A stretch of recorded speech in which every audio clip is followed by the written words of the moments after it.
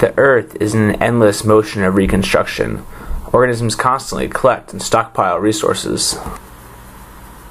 Waves, wind, even the moving Earth are all effects that are prone to organize and move resources.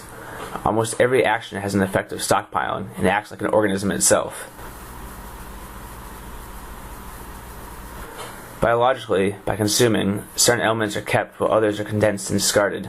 This action is a form of grouping, a form of redistribution. The action of stockpiling resources also implies there to be a void being created at the same time.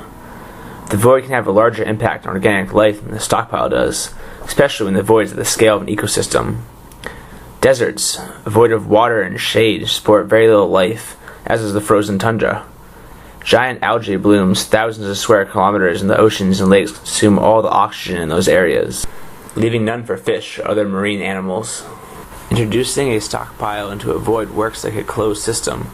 The stockpile allows some form of organism or symbiotic organisms to exist. Depending on the complexity of the stockpile, different simple forms of life can procreate. This means a large potential of tertiary organisms can inhabit the void. The void was a closed system through its initial interactions, but the boundary created by the void of nutrients is permeable.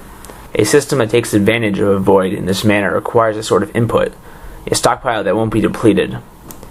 Another manner of creation would be a beginning organism that would create a void around itself. As the initial organism develops an increased amount of tertiary systems, the permeable membrane becomes an important factor.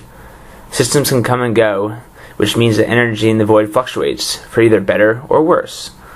This allows the initial organism to become more complex and make use of other nutrients. As deltas flow into bodies of water, they bring large amounts of nitrogen and other fertilizers with them.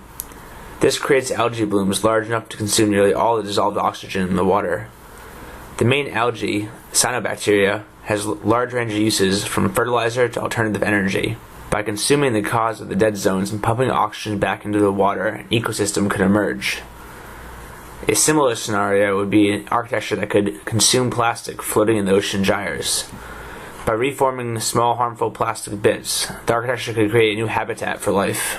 While deserts have unfavorable conditions, organisms are ever present.